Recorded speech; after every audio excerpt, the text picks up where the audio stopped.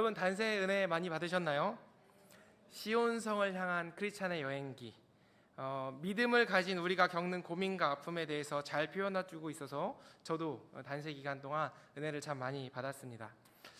네, 한밀교회가 역시 성도들이 훌륭하게 성장할 수밖에 없다고 생각한 대목이 있었는데요. 이번 캠프 주제가 뭐였죠? 좋은 것보다 위대한 것을. 그리고 이번 단세 주제가 철로 역정을 통해 배우는 고난과 영광. 우리가 세상에 좋은 것이 아니라 하나님의 위대한 것을 따라 살아간다는 것은 크리스찬이 시온성을 향해 나아가듯이 신앙의 여정을 걸어가는 거잖아요. 이 삶에 대해서 자연스럽게 따라오는 고민과 갈등, 실패와 승리, 배움과 통찰에 대해서 단세를 통해서 또 이렇게 친절하게 알려주시니 역시 한밀교회다, 역시 한밀교회다라는 생각이 들었고 감동이 있었습니다. 캠프에 이어서 진행된 단세, 이 대장정을 마무리한 지금 이때 무슨 말씀을 나눠야 할지 부담이 좀 됐고 고민이 참 많았습니다. 오늘 본문 읽으면서 알아채신 분들도 있으실 텐데요. 오늘 단세 주제 말씀 바로 다음에 나오는 로마서 8장 18절 바로 다음부터 19절에서 30절까지의 말씀 읽으며 함께 말씀 나누고자 했습니다.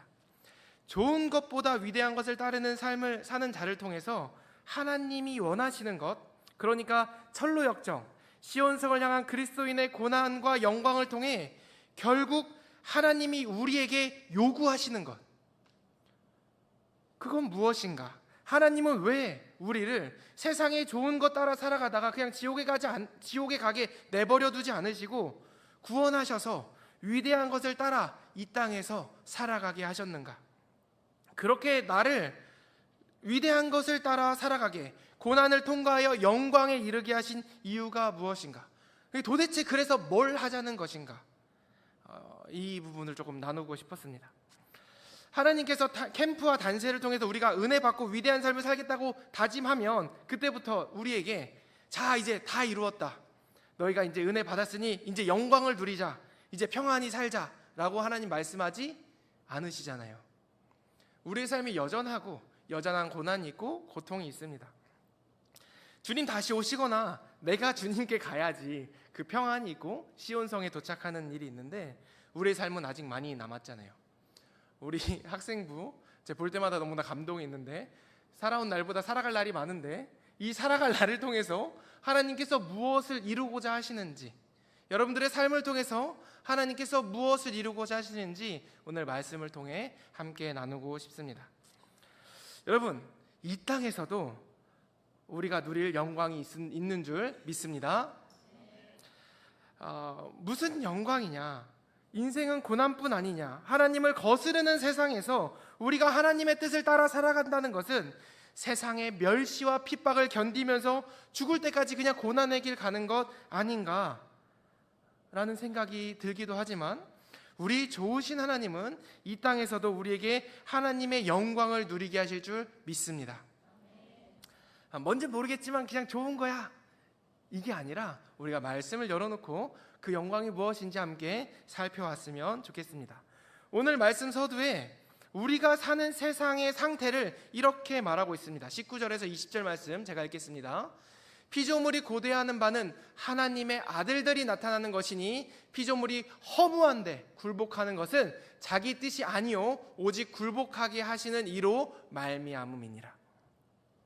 피조물이 무엇을 기다린대요?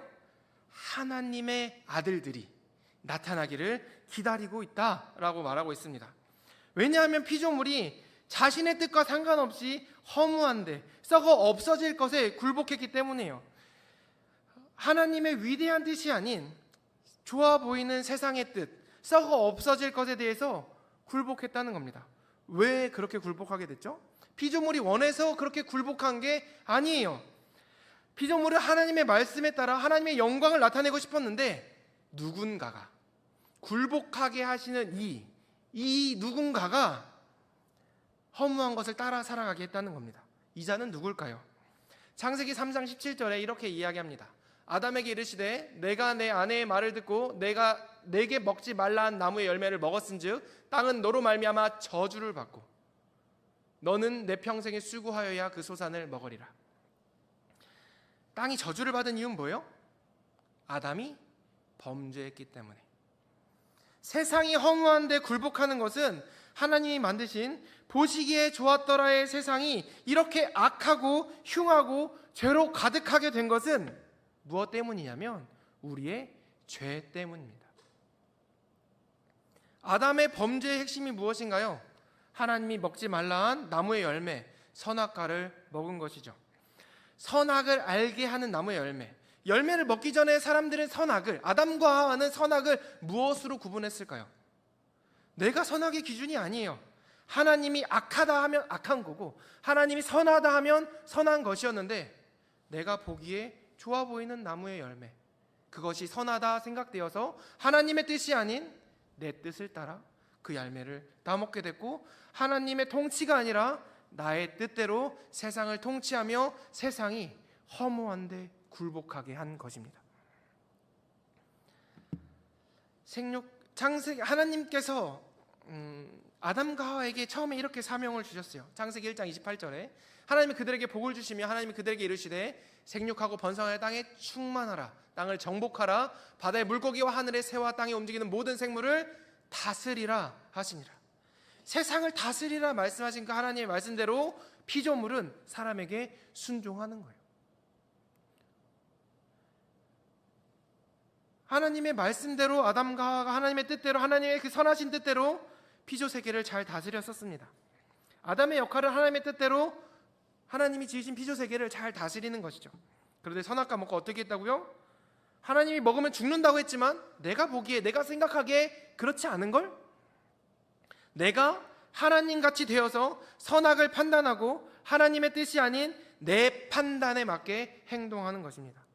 하나님이 맡겨주신 땅을 하나님의 뜻과 하나님의 마음을 담아서 통치하고 다스려야 하는데, 땅의 주인 되시고 땅의 창조 되신 하나님의 뜻이 아니라 썩어 없어져 버릴 흙에 불과한, 먼지에 불과한 내 눈에 보기 좋은 대로, 하나님이 보시기에 좋았더라가 아니라 나님이 보기에 좋은, 내가 하나님이 되어서 내가 원하는 대로 살았기 때문에 세상이 허무한데 굴복하는 것입니다. 이 피조물이, 이 죄인된 인간이 자신의 눈에 좋아 보이는 대로 통치하고 다스릴 때 인간에게, 피조물이 인간에게 순종해서 썩어 없어질 허무한 것에 굴복하는 것입니다. 피조물이 이 허무한데 굴복하는 것을 원할까요? 원하지 않을까요? 원하지 않는다고 성경은 이야기합니다. 하나님 만드신 보시기 좋았더라를 회복하고 싶은데 그 권한이 피조물에게 있지 않은 것이죠. 피조물이 바라는 것이 무엇인지 다음 말씀에 이렇게 증거하고 있습니다. 21절 22절입니다. 그 바라는 것은 피조물도 썩어짐의 종노릇하는 데서 해방되어 하나님의 자녀들이 영광의 자유에 이르는 것이니라. 피조물이 다 이제까지 함께 탄식하며 함께 고통을 겪고 있는 것을 우리가 아느니라. 이 허무한 데 종노릇하는 것에서 해방되기 원하는 거예요. 영광의 자유에 이르기 원하는 거예요. 하나님의 자녀들이 나타나서 하나님의 뜻대로 살아가는 하나님의 백성들, 하나님의 자녀들이 나타나서 이 세상을 회복시키기 피조물도 원하는 거예요. 그렇지 않은 세상에 탄식이 가득하고 고통을 겪고 있다고 성경은 말하고 있는 것입니다. 하나님이 이 세상을 만들었을 때 그때 참 좋았지, 그렇게 말하고 있는 것이죠. 우리의 죄로 우리에게 맡겨진 이 땅이, 우리에게 맡겨진 세상이 탄식하며 고통을 당하고 있는 것입니다. 우리가 피조물, 피조세계 하면 보통 자연을 많이 생각합니다. 그렇죠? 피조세계, 하나님께서 만드신 세상 하면은 먼저 떠오르는 이미지가 막 바다에 막 고래 있고 뭐 하늘의 별, 우주 뭐 이런 거 생각하시잖아요. 세상의 모든 것을 말합니다. 자연을 비롯해서 가정, 교회, 문화, 산업, 경제, 정치, 패션, 의료, 음악, SNS, 게임, 영상, 예술, 사회, 모든 학문, 이 세상의 모든 것이 다 하나님께서 지혜를 주셔서 우리로 함께하게 하신 하나님의 피조 세계입니다. 우리의 손이 닿고 우리의 마음이 가는 그 모든 것이, 우리의 모든 삶의 영역이 하나님의 피조 세계인 것이죠. 이 피조 세계가 지금 어떻게 됐다고요? 허무한데 굴복하여 썩어짐의 종 노릇하고 있다는 겁니다. 여기서 해방되길 원한다는 거예요. 하나님의 자녀들의 영광의 자유에 이르기 원한다고 말하는 것이죠. 여러분의 삶의 영역, 여러분들의 세상은 하나님이 보시기에 좋았더라 하실 만한 곳인가요? 아니면 피조물도 탄식하며 고통을 겪고 있는 세상인가요? 우리의 세상이 여전히 좋지 않은 것은 무엇 때문이라고요? 나의 죄 때문입니다. 여전히 내가 하나님이 되어서 하나님이 보시기에 좋은 것이 아닌 내가 보기에 좋은 대로, 하나님께서 말씀하시는 의로움이 아닌 내가 생각에 옳은 대로 세상을 다스리고 통치하셨기 때문에 세상이 그렇게 악하게 변한 것입니다. 하나님의 나라는 내가 다스리고 통치하는 것이 아니라 하나님이 다스리고 통치하는 곳입니다. 나를 통해서 하나님이 다스리고 통치하시는 그 세상이 하나님 나라라는 것이죠. 내가 왕인 곳이 아니라 하나님께서 왕이 되신 곳, 하나님의 말씀에 순종하면 하나님의 나라가 이루어질 줄 믿습니다. 우리가 순종하는 만큼 하나님의 나라가 회복될 것입니다. 여러분, 이 땅에서 천국을 맛보고 싶으신가요? 이 땅에 이미 임한 하나님 나라를 누리고 싶으신가요? 여러분의 삶에 여러분의 뜻과 여러분의 의가 아닌 하나님의 뜻과 하나님의 의가 나타나기를 주의 이름으로 축복합니다. 하나님의 통치에 순종하는 삶을 살아가는 여러분들이 되시길 축복합니다. 그곳에 하나님의 임재와 하나님의 일하심이, 하나님의 나라가 임할 줄 믿습니다. 저는 그런 교회를 꿈꿔요. 우리 교회가 그렇게 살아가려고 우리가 열심히 노력하고 있지만 그런 교회를 꿈꿉니다. 우리 가족이 그런 가족이 되기를 꿈꿔요. 저는 그런 하나님의 말씀에 순종하기 원하는, 하나님 나라를 소망하며 하나님 뜻을 이루는 세상을 꿈꾸는 여러분들과 함께 신앙생활하는 것을 꿈꿉니다. 그런데 우리가 이 하나님의 뜻을 다 알 수 있나요? 참 그러고 싶은데 우리도 하나님의 말씀을 잘 알고 그 말씀에 순종하며 살아가고 싶은데 하나님의 의로우심을 다 헤아릴 수 없고 하나님의 뜻을 알아서 우리가 돌이킬 만한 힘이 우리에게 없다는 겁니다. 우리는 정말 무시무시하게도 선한 일을 하면서도 죄를 지을 수 있습니다. 놀랍지 않으세요? 선한 일을 하면서도 죄를 지을 수 있어요. 봉사를 하면서도 교만할 수 있고, 선을 행하면서도 판단할 수 있고, 남을 가르치면서도 거짓을 행할 수 있는 사람들이 바로 저와 여러분들입니다. 우리에게 선한 것은 없어요. 우리가 선을 원하고 하나님의 통치를 원하지만 그렇지 않는 삶을 살아갑니다. 우리에게서 소망을 찾을 수 없죠. 우리의 소망은 오직 하나님 안에만 있습니다. 23절 말씀에 이렇게 이야기하고 있습니다. 그뿐 아니라 또한 우리 곧 성령의 처음 익은 열매를 받은 우리까지도 속으로 탄식하여 양자될 것 곧 우리 몸의 속량을 기다리느니라.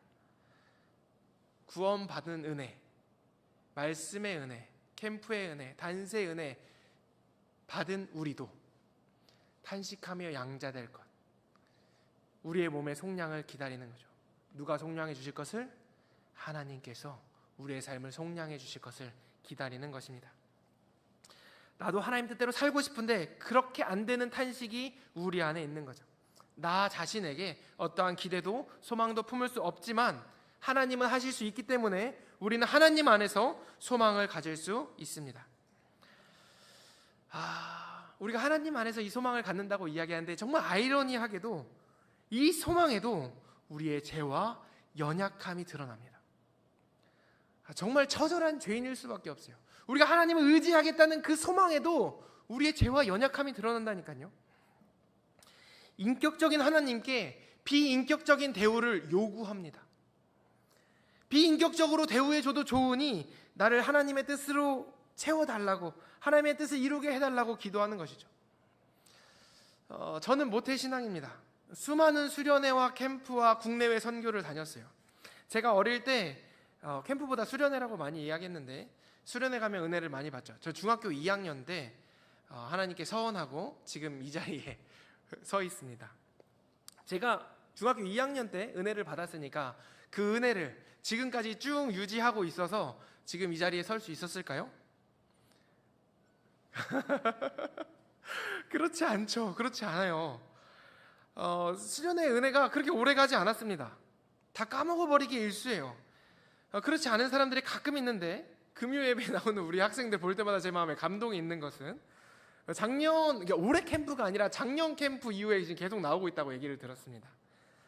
정말 저의 그 학창 시절의 저보다 더 훌륭하다고 이야기할 수 있을 것 같아요. 정말 훌륭하다고 생각합니다. 우리는 은혜를 받고도, 성령을 체험하고도, 예수님의 구원의 감격을 경험하고도 죄에 빠질 수 있다는 거죠. 죄에 빠진 우리를 스스로 경험해보고 좌절에 빠지기도 합니다. 그래서 저는 그때 이렇게 기도했었어요. 하나님, 나의 자아를 죽여주시옵소서. 하나님, 나를 하나님의 뜻대로 사용하셔서 내 뜻이 아닌 하나님의 뜻대로 사용하여 주세요. 좋게 표현해서 이렇게 이야기한 건데, 사실 기도의 내용이 이런 거예요. 제 속마음은, 하나님, 나를 비인격적으로 대우해 주세요. 내 뇌를 조종해 주시고 내 손과 발을, 입을 조종해 주셔서 내 마음에 싫은 마음이 들어도 하나님께 순종하는 하나님의 로봇, 하나님의 아바타. 요즘 사람들 말로 이제 자낫괴라고, 여러분 혹시 아세요? 돈만 주면 뭐든지 하는 사람, 자본주의가 낳은 괴물이라고 해서 자낫괴라고 하거든요. 하낫괴가 되고 싶습니다. 하나님이 낳은 괴물이 되고 싶습니다. 하나님 말씀하시면 무조건 순종하는, 그럴 수밖에 없는, 내 의지는 없어져 버리고 나의 기쁨은 없어져 버리고 그냥 하나님 말씀하시면 무조건 순종할 수밖에 없는 비인격적인 로봇 같은, 아바타 같은 인생을 살고 싶습니다라고 기도했었어요. 사실 이것은 내가 더 이상 하나님 나라에 대해서, 하나님에 대해서, 그리스도의 복음에 대해서 생각하지 않고, 내가 더 이상 노력하지 않고 힘들이지 않고 가만히 있어도 하나님이 나를 막 움직여 주셔서 뭔가 이렇게 이뤄내기 바라는, 하나님의 영광에 참여하기 바라는 무책임하고 비인격적인 삶을 살게 해달라고 기도하는 거예요. 내 삶을 하나님께 드립니다. 하나님, 나의 자아를 죽여주시고 하나님의 뜻을 내 삶에서 이루어 주시옵소서 라고 거룩하게 이야기했지만, 사실 그 안에는 뭐가 있었다고요? 비인격적인 태도로 나를 대해 주세요. 내가 무책임하고 힘들이지 않고 아무것도 안 하고 있어도 하나님의 뜻대로 내 삶에 하나님의 영광이 채워지기 바라는 마음이 있었다는 거예요. 무시무시하지 않나요? 우리 이렇게 악한 죄인이라는 거예요. 그럼에도 불구하고, 이런 악한 죄인임에도 불구하고 하나님께서는 우리를 비인격적으로 대하지 않으시죠. 우리의 마음의 문을 부수고 들어오실 수 있는 분이심에도 불구하고 문 밖에 서서 뭐 하신대요? 두드리노니, 기다려주시는 분이세요. 우리의 마음의 문을 쳐 부시고 들어와 달라고 기도해도 하나님은 우리를 기다려주시고 우리를 설득하시고 억지로가 아니라 기쁨으로 나 함께 했으면 좋겠다 설득하시는 분이시라는 겁니다. 오늘 26절 말씀에 성령이 우리를 이렇게 도우신다고 말씀하십니다. 이와 같이 성령도 우리의 연약함을 도우시나니 우리는 마땅히 기도할 바를 알지 못하나 오직 성령이 말할 수 없는 탄식으로 우리를 위하여 친히 간구하시느니라. 이런 엉터리 같은 기도를 해도, 이런 비인격적이고 하나님에 대해서 잘 모르고 무책임한 기도를 해도 말할 수 없는 탄식으로 제가 몰라서 그래요. 하나님, 제가 잘 몰라서 그래요. 제가 아직 미성숙해서 그래요. 하나님, 저의 삶을 잘 설득해 주시고 잘 성장시켜 주시옵소서. 성령님 우리를 위하여 친히 간구하신다고 말씀하시는 것입니다. 우리가 하나님의 형상을 회복하여 세상에 좋은 것이 아닌 하나님의 위대한 것을 따라 살아가도록, 하나님 나라와 영광을 바라보며 잠시의 고난을 넉넉히 이기며 살아가도록 성령 하나님께서 간구하시며 우리의 삶을 비인격적으로 이끌어 가시는 것이 아니라 인격적으로 우리의 삶을 인도해 가신다는 것입니다. 그리고 우리가 그렇게 살아갈 수 있도록 우리의 삶을 훈련시키시고 인도해 가십니다. 신 목사님께서 단세 때 계속 말씀하셨듯이 하나님이 우리의 삶을 훈련시키시고 인도해 가시기 때문에 우리의 삶에 고난은 있어도 실패는 있어요, 없어요? 없다. 고난은 있어도 실패는 없는 거예요. 그래서 오늘 말씀이 이렇게 선언합니다. 28절 말씀입니다. 우리가 알거니와 하나님을 사랑하는 자 곧 그의 뜻대로 부르심을 입은 자들에게는 같이 읽겠습니다. 시작. 모든 것이 합력하여 선을 이루느니라. 아멘. 합력하여 선을 이룬다. 괜찮아, 다 될 거야, 다 잘 될 거야, 그런 얘기 있죠. 괜찮아, 잘 될 거야, 우린 널 믿어 의심치 않아. 우리를 믿는 게 아니에요. 무엇을 믿어요? 하나님을 믿는 거죠. 날 믿어서 잘 되는 게 아니에요. 나를 사랑하시는 하나님, 하나님을 사랑하는 자, 하나님의 인도하심을 받는 그 사람은 쓰러지고 넘어지고 실수하고 때론 좌절하기도 하지만 그 모든 것이 합력하여 결국 선을 이루고 말 것은 내 삶의 주인이, 내 삶의 인도자가 내가 아니라 누가 되시는 거예요? 하나님이 되시기 때문입니다. 그렇기 때문에 모든 것이 합력하여 선을 이루는 것이죠. 제가 목사 안수 받고서 교회에서 전임 사역이 아닌 직장 생활을 한 적이 있습니다. 꽤 오래 했죠. 목사 안수를 받기까지 신학교 4년, 신대원 3년, 강도사 1년, 총 8년을 수고하고 사역이 아니라 직장을 다녔어요. 8년을 고생해서 드디어 목사 안수를 받았는데 사역이 아니라 직장에서 더 많은 시간을 보냈습니다. 만으로 4년 정도, 횟수로 5년 정도 일을 했는데, 첫 번째 이유는 가장으로서 가족을 책임지기 위해서였어요. 무슨 원대한 꿈과 비전이 있었던 게 아닙니다. 말 그대로 돈이 필요했어요. 원가족에서 저희 아버지께서 목회를 하신다고 가정 경제를 돌보지 않으셨는데 제가 굉장히 고통스러웠습니다. 중학교 2학년 때 아버지께서 목회를 시작하겠다고 결심하셨는데 그 군소신학교 있잖아요. 1년 공부하고서 목사 안수 주는데 그런 데 말고 제대로 하겠다. 무슨 말이에요? 저와 같이 8년 동안 공부하시겠다는 말씀이세요. 아버지의 8년 공부하는 동안 제가 대학생이 됐고 아버지는 대학원생이 되셨고 같이 대학 생활을 했습니다. 목회자로서 공부하시고 사역만 하셨지 돈을 제대로 집에다 가져다 주지 못하셨고, 어머니께서 가정을 돌보셔야 하셔서 무리하다가 탄이 나셔서 아예 일을 못하는 지경에까지 이르기도 했습니다. 제가 아버지를 존경하긴 하지만 그렇다고 안 힘들었던 건 또 아니었습니다. 우리 가족에게 그런 고통을 또 주고 싶지 않은 거예요. 주말에 상담 공부하고 주일에 사역하면서도 주중에 대부분의 시간을 목회와 전혀 상관없는 건설 노가다 일을 하였습니다. 목회에 도움이 될 거라고 전혀 생각하지 않았어요. 그냥 돈이 필요해서 일한 거예요. 우리 가족을 잘 책임지기 위해서. 규모 있는 교회에 가서 경력을 쌓아야지, 황금 같은 시간에 뭐하고 있냐 권면하는 사람들이 적지 않았습니다. 그런 얘기를 들을 때면 가끔 불안해하기도 하고, 가끔 내가 잘하고 있는 건가 의구심이 들기도 하고, 가끔 불안한 마음이 올라오기도 하고, 소위 말해 현타 오기도 했는데, 그렇게 일을 하며 5년의 시간을 보내는 동안 일을 하다 보니까 많은 것을 느낄 수 있게 되었습니다. 교회를 섬겨주시는 분들의 수고가 그냥 할 수 있어서 하는 게 아니라 정말 귀한 것이라는 것을 뼈저리게 느끼게 되었어요. 직장 생활하면서 수요 예배, 새벽, 금요 예배 나온다는 게, 또 휴가를 빼서 캠프를 참석한다는 게, 봉사를 한다는 게 이게 보통 어려운 게 아니구나라는 걸 제가 몸으로 느꼈습니다. 얼마나 힘들던지요.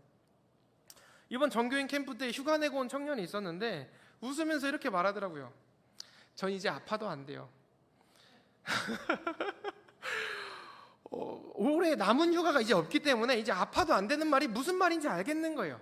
제가 직장 다니면서 열이 40도가 넘고 몸살이 났는데 휴가를 쓸 수 없었던 적이 있어요. 출근하면서 이렇게 40kg, 50kg 물건 들고서 이게 건물 오르락내리락 하면서 일했던 시간이 있었습니다.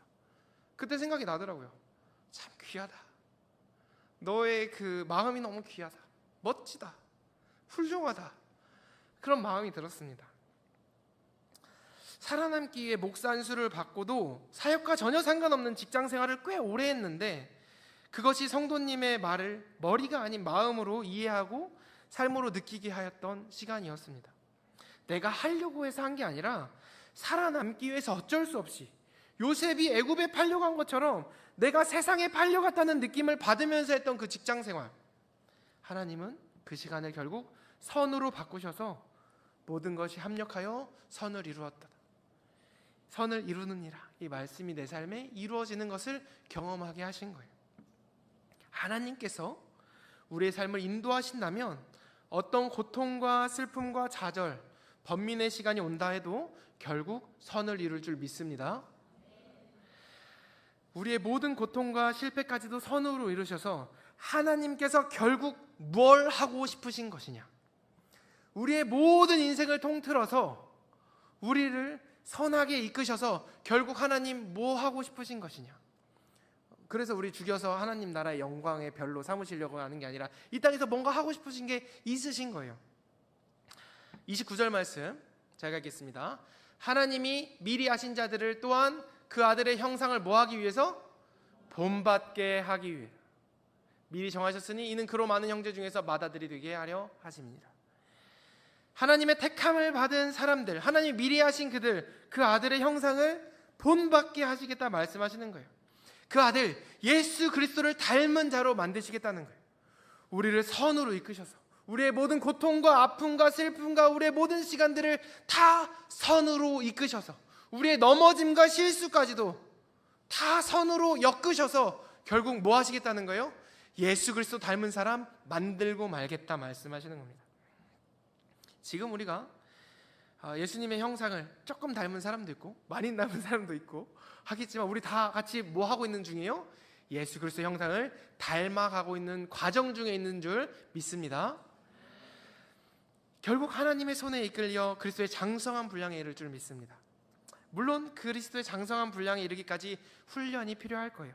그 모든 훈련이 그렇듯이 쉽지 않을 것입니다. 세상에 좋은 것, 집에서 쉬고 일하고 와서 얼마나 힘들어요. 정말 여러분들 대단하다고 생각합니다. 이 시간에 쉴 수도 있고 친구 만나서 놀 수도 있고 SNS나 영상 보면서 쉬는 것, 이것이 세상에 좋은 것이지만 여러분은 지금 하나님의 위대한 것을 바라며 그 모든 좋은 것을 포기하고 영원한 하나님을 만나러 예배 드리러 나왔잖아요. 하나님이 그 위대한 길, 그리스도를 닮은 길을 걷게 하실 것입니다. 그 길을 가지 않으면 혼내서라도 가게 하실 거예요. 여러분, 이 자리에 나왔다고 우리가 그래 나는 최선을 다했으니까 됐어 하고 머물러서는 안 됩니다. 제가 10년 전에 신대원 입시 공부를 하면서 느낀 게 있었는데요. 제가 그 공부를 하기 위해서 책을 사고 강의를 결제하고 나면 아직 공부를 하지 않았는데도 제 마음에 이미 공부를 한 것 같은 느낌이 들더라고요. 공부 좀 하신 분들 아시죠? 웃고 계신 분들 몇 분 계신데 결제했는데 이미 공부를 다 한 것 같은 느낌이 들어요. 영어가 부족하면 영어에 관련된 책을 사고 인터넷 강의를 결제합니다. 아직 안 들었는데 책만 받아봤는데도 이미 난 영어를 다 공부한 것 같은 느낌이 드는 거예요. 말씀 연구를 위해 삶의 지혜를 얻기 위해 책을 샀는데 심지어 아직 읽지도 않았는데 똑똑해진 것 같은 느낌이 들어요. 그 책만 봐도 나를 똑똑하게 해줄 것만 같은 느낌이 드는 겁니다. 그런데 이 느낌은 공부에만 해당하는 것이 아니라 우리의 신앙생활에도 똑같은 맥락이 이어질 수 있어요. 예배만 드렸는데 내 믿음이 좋아진 것 같은 믿음, 느낌. 봉사의 자리에 서 있기만 했는데 내 믿음이 훌륭해진 것 같은 느낌이 들 수 있다는 거죠. 하나님과 친밀함을 느끼고 기쁨과 감격이 없어도 내 삶에 그리스도의 형상을 이루지 못한 부분을 외면하고 하나님의 말씀에 순종하지도 않고 내 삶에 그냥 익숙함에 따라서 그냥 살아가도 내가 맡은 그 영역에서 하나님 나라를 이루지 못했어도 그냥 여기에 그냥 그곳에 있는 것으로 이 정도면 됐다, 내가 다 한 느낌이 들 수 있는 거죠. 영적 나태함이 우리에게 찾아올 수 있는 것입니다. 그럼 보통 이렇죠. 이런 신앙생활을 제대로 하지 않으면 금방 뭐가 와요? 좌절이 오고 내 신앙이 바르지 못하다, 하나님의 믿음이 좀 약해진 것 같다, 이런 얘기들을 많이 하는 거예요. 내가 하나님과의 친밀감, 내 삶에 하나님의 말씀을 이루었던 노력의 시간들이 없이 그냥 그 자리에 서 있기만 했기 때문에. 여러분, 혹시 내가 영적인 나태함에 빠져서 하나님의 영광을 누리지 못할까 봐 걱정하거나 염려하지 마십시오. 왜냐하면 하나님이 그냥 놔두지 않으실 거거든요. 여러분들을 사랑하신 하나님께서 여러분들 그 나태함에 빠져있게 그냥 놔두지 않으실 거예요. 내 자녀가 자녀답게 되도록 하나님 끊임없이 말씀하시고 끊임없이 인도하실 것입니다. 히브리서 11장 6절에 그래서 이렇게 이야기하고 있습니다. 주께서 그 사랑하시는 자를 징계하시고 그가 받아들이시는 아들마다 채찍질 하심이라 하였느니. 아들이니까 아들답게 훈련시키는 거예요. 내 아들이 못된 짓 하는 거 난 두 눈 뜨고 못 본다. 내 아들이 멸망의 길로 가는 거 난 도무지 용납할 수 없다. 내 사랑하는 아들이니까 다시는 사망 권세에 휘둘리는 것을 내가 그냥 보지는 못하겠다. 내 아들이 멸망의 길을 걷고 있는 것을 그냥 보지 못하겠다. 내 사랑하는 아들이, 내 사랑하는 자녀가 낙심의 늪에 빠져서 허우적대고 있는 걸 내가 가만히 보고 있을 수가 없다 말씀하시며 자녀답게 혼내시고 징계하시고 또 사랑으로 인도하시기도 하시며 결국 하나님의 자녀답게 성장시키실 것입니다. 우리가 그 고난 뒤에 이 성장의 열매, 예수 그리스도의 장성한 분량에 이르는 그 열매를 이루어가는 것이죠. 결국 이루십니다. 무엇을요? 30절 말씀입니다. 또 미리 정하신 그들을 또한 부르신 그들을 또한 어떻게? 의롭다 하시고 의롭다 하신 그들을 또한 어떻게 해요? 영화롭게 하셨느니라. 그 영화로움을 우리로 누리게 하시는 겁니다. 택하신 자기 백성을 부르셔서 자녀 삼아주시고 아직 하나님 잘 몰라서 허우적대고 있을 때, 여러분 아시잖아요. 모태신앙도 그 신앙이 어렸을 때부터 있지 않다는 걸. 그냥 교회만 왔다 갔다 하면서 친구들이랑 노는 게 좋아서 이렇게 다닐 때도 하나님께서 부르셔서 내 자녀다, 은혜 경험하게 하시고 하나님의 자녀됨 경험하게 하시는 거예요. 그렇게 자녀 삼아주시고 그 과정에 있는 자들을 어떻게 해요? 또 의롭다 하시고 결국에 그들을 이끄셔서 영광에 참여하게 영화롭게 하신다는 것입니다.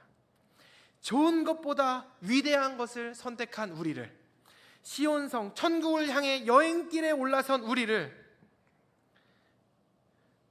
하나님이 맡겨주신 모든 피조세계를 고통스럽게 할 뿐 아니라 자신의 죄 때문에 스스로 고난당하고 돌이키지 않는 우리가 위대한 것을 선택하고 여행길에 올랐다고 하지만 그럼에도 불구하고 죄 가운데 있는 우리를 가만두지 않으시고 포기하지 않으시고 사랑으로 인도해 주셔서 택하신 자들을 부르셔서 자녀 삼아주시고 부르신 그 자녀들을 의롭다 하여 주시고 의로운 그 자들을 어떻게 영화롭게 이끌어 가주신다 말씀하시는 것입니다.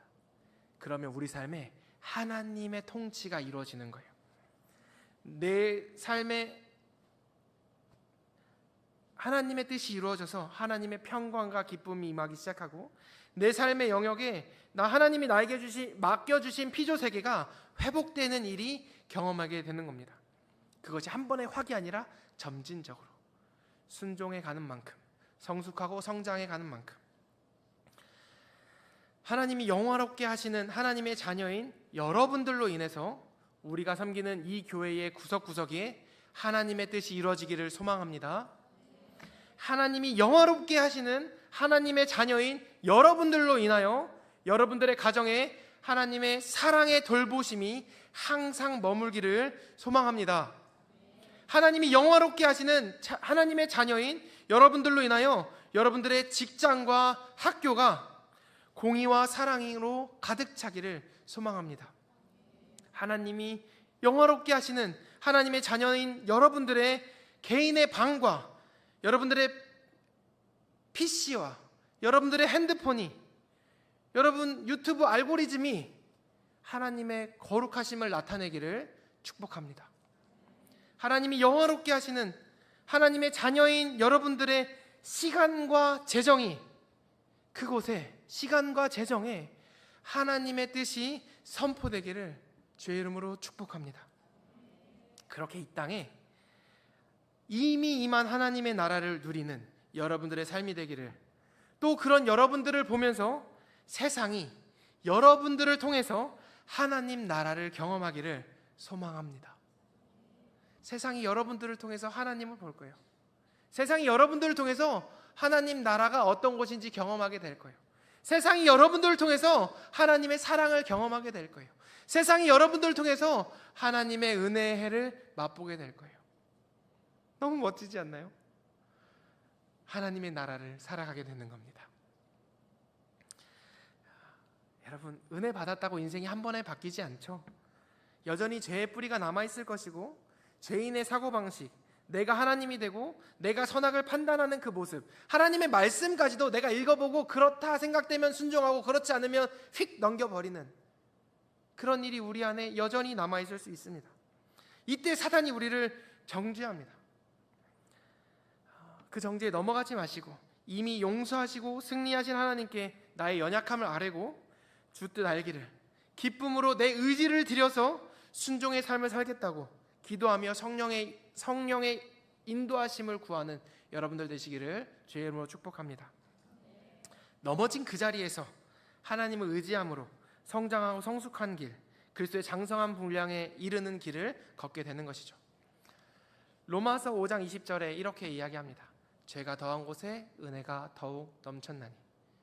여러분, 나는 죄가 별로 없다 하시는 분 계신가요? 우리의 죄가 큰 그곳에 하나님의 은혜가 머뭅니다. 내 죄가 발견된 그곳에 예수님이 함께 하시면 은혜가 더욱 넘쳐나게 되는 것이죠. 사단이 율법을 가지고 우리를 정죄할 때 아담이 그랬던 것처럼 변명하거나 숨지 마십시오. 죄책감이 우리에게 야, 네가 생각해도 너 참 별로지, 하나님도 너 싫어하실 거야 라면서 공격할 때 예수님은 이미 나의 연약함을 다 아시고 알고도 나를 사랑하셨다. 그 사랑의 증거가 바로 십자가다 선포하는 여러분들 되시길 축복합니다. 나의 죄를 깨닫게 해주고 예수를 닮지 못한 부분을 발견시켜줘서 죄책감아 고맙다. 하지만 정죄하지 마라. 난 이미 용서받았다. 승리를 선포하며 그 자리에서 예수 그리스도의 은혜가 더하여져서 승리로 살아가는 여러분들 되시기를 제 이름으로 축복합니다. 어디에서 무엇을 하든지 그것이 좋은 일처럼 느껴지든지 좋지 않은 일처럼 느껴지든지 하나님의 뜻을 구하십시오. 그곳에 하나님의 나라가 임하기를, 내 느낌이 아니라 하나님의 뜻을 구하며 살아가는 여러분들이 되기를 축복합니다. 주님이 기쁨으로 여러분들에게 주신 그 약속의 땅에서, 여러분들의 삶의 영역에서 하나님 나라를 누리게 하실 것입니다. 그 영광에 참여하는 우리 모두 되기를 축복합니다. 우리 들은 말씀 생각하며 잠깐 기도하며 나아갔으면 좋겠습니다. 죄로 인해 소망 없는 우리를 사랑하여 주셔서 하나님 감사합니다. 이런 연약한 우리를 이끄시고 하나님의 영광을 누리게 하여 주셔서 감사합니다. 우리로 이 진리의 말씀을 마음에 새기며 살아가게 하여 주시옵소서. 내 삶의 모든 고난과 고통과 아픔과 상처 또한 하나님께서 선하게 사용하실 줄 믿습니다. 모든 것이 합력하여 선을 이루느니라 말씀을 믿는 믿음으로 고난 가운데 하나님의 선하심을 발견하게 하여 주시옵소서. 하나님의 자녀로서 하나님 맡겨주신 내 삶의 모든 영역을 하나님 나라 삼기 원합니다. 하나님의 뜻 알게 하시고 지혜와 분별력 주셔서 주께서 맡겨주신 삶의 모든 영역에서 하나님의 선하심 나타나게 하여 주시옵소서. 우리 주여 한번 부르짖고 기도하며 나가도록 하겠습니다. 주여!